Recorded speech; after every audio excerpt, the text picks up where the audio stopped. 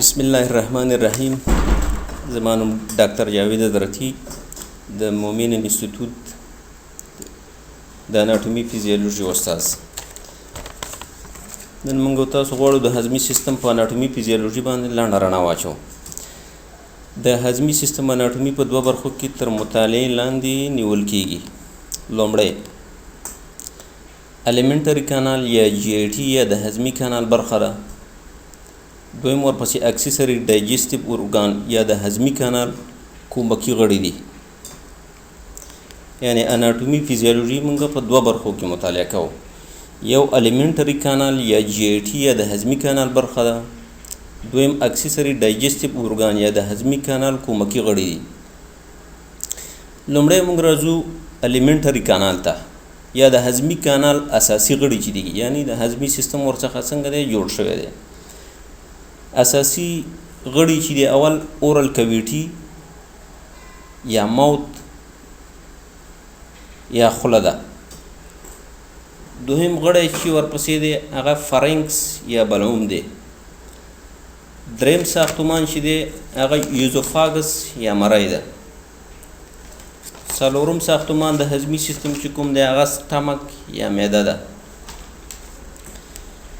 پنځم ساختمان چې ورپسې د هضمي سیستم هغه سمال انتستین یا کوچنی کولمې دي. او شپږم ساختمان چې د هضمي سیستم هغه لارج انتستین دی یا غټې کولمې دي. دا هغه ساختمانونه دي چې الیمنټری کانال ورڅخه جوړ شوی دی. شپږ اساسي عضوې دي د هضمي سیستم چې هضمي سیستم د دې څخه جوړ شوی دی. دویم ورپسې راځو اکسیسري ډایجسټیو ارګان. دا هغه ارګانونه دي چې د هضمي سیستم سره کومکی غړي دي، یعنی د هضمي سیستم سره اوږه باندې کار کوي. په هغې ساختمانونو کې اول ساختمان چې شامل دی هغه د پانکریاس په نوم باندې یادېږي. دویم ساختمان چې د لیور دی یا ځیګر دی. دریم ساختمان چې په هغې کې راځي ګال بلیډر یا کیسه صفرا ده. څلورم ساختمان چې دی هغې چې راځي هغه سلیوري ګلنډ دي، یعنی د لغابو غدوات، د لاړو غدوات. پنځم ساختمان چې ورپسې راځي هغه غاښونه دي. دا د هضمي سیستم سره اکسیسري ډایجسټیو ارګان دي، یعنی د هضمي سیستم سره کومکی غړي دي چې د هضمي سیستم سره کومک کوي. دریم ورپسې راځو د ډایجسټیو سیستم فنکشن، یعنی د هضمي سیستم کومې غټې وظیفې لري، په هغې باندې خبرې کوو. لومړی وظیفه چې ده هغه انجکشن یا د خوړلو عملیه چې ده د هضمي سیستم د وظایفو د جملې څخه ده. دویم فوډ بریک ډاون دی، یعنی د غذا پرچه پرچه کول یا میده کول، هغه هم د هضمي سیستم د وظایفو څخه ده. دریمه وظیفه چې ده فوډ موومنټ دی، یعنی غذا ته چې حرکت ورکوي هغه د چا وظیفه ده؟ هغه د هضمي سیستم وظیفه ده. څلورمه وظیفه چې ورپسې راځي هغه ابزرپشن دی، یعنی د غذایي موادو، اوبو، الکترولایټونو د دوی جذب د چی په واسطه باندې کیږي؟ د هضمي سیستم په واسطه باندې کیږي. پنځمه وظیفه چې ده هغه ډیفیکیشن یا تغوط دی، یعنی د سټول پساج دی، یعنی د ډکو میتیازو اطراء کول دي بهر ته. دا هغه وظایف دي چې د هضمي سیستم پورې مربوط دي، یعنی په خپل ځان کې 5 غټې وظیفې لري. اول انجکشن یا د خوړلو عملیه. دویم فوډ بریک ډاون یا د غذا پرچه پرچه کول یا ماتول. دریم فوډ موومنټ یا غذا ته حرکت ورکول دي. څلورم ابزرپشن یعنی د غذایي موادو، الکترولایټونو، اوبو د جذب ده. کوم سیستم په واسطه باندې صورت نیسي؟ د هضمي سیستم په واسطه باندې. پنځمه وظیفه چې ده هغه ډیفیکیشن یا تغوط یا د ډکو میتیازو اطراء کول یا سټول پساج. دا وظیفې په د هضمي سیستم د وظایفو د جملې څخه دي چې 5 غټې وظیفې په خپل ځان کې لري. بیسیک سټرکچر اف د الیمنټری کانال یا د هضمي کانال د کومو ساختمانونو سره یوځای شوي دي او دا هضمي کانال یې جوړ کړی دی. بیسیک سټرکچر اف د الیمنټری کانال یا د هضمي کانال جدارونه د 4 طبقو څخه جوړ شوي دي، د داخل څخه د خارج په طرف باندې. یعنی که موږ او تاسو د هضمي سیستم د یو برخې څخه مقطع واخلو نو لاندې ساختمانونو څخه هغه څنګه دی جوړ شوی دی، بلکې د داخل څخه خارج خواته. لومړی ساختمان چې په هغې کې دی میکوزا ده، موکوزا یا مخاطي طبقه. دویم ورپسې سب میکوزا ده. درېیمه طبقه ورپسې مسکولارس راځي او څلورمه طبقه یې سیروزا ده. یعنی بیسیک سټرکچر اف د الیمنټري کانال یا د هضمي کانال جدارونه د څلورو طبقو څخه جوړ شوي دي.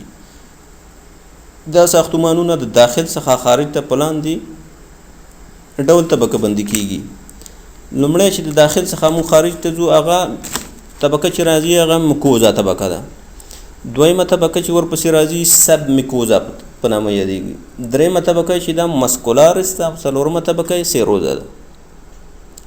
لومړی راځي میکوزا ته یا د مخاط یا د میوکس د افراز سبب ګرځېږي او تل مخاط افرازوي. میکوزا طبقه د مخاط د افراز سبب ګرځي او تل مخاط افرازوي. دویمه طبقه چې ورپسې ده هغه سب میکوزا ده. دې طبقه کې د وینې رګونه دي، عصبي نهایات دي او لمفاوي رګونه موقعیت لري. یعنی د وینې رګونه، عصبي نهایات او لمفاوي رګونه چې موقعیت لري هغه د سب میکوزا په طبقه کې موقعیت لري. درېیم ورپسې مسکولارس طبقه ده.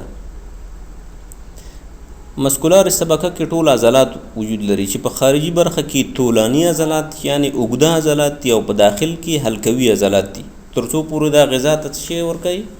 حرکت ورکوي. په مسکولارس طبقه کې عضلات دي یعنی د عضلاتو څخه جوړه شوې ده چې په خارجي برخه کې طولاني عضلات دي او داخل کې حلقوي عضلات واقع دي. څلورم ساختمان، اخیری ساختمان چې دی هغه سیروزا په نامه دی. سیروزا د مثلي مایع د تولید سبب ګرځېږي او ذکر شوی برخه نرموي.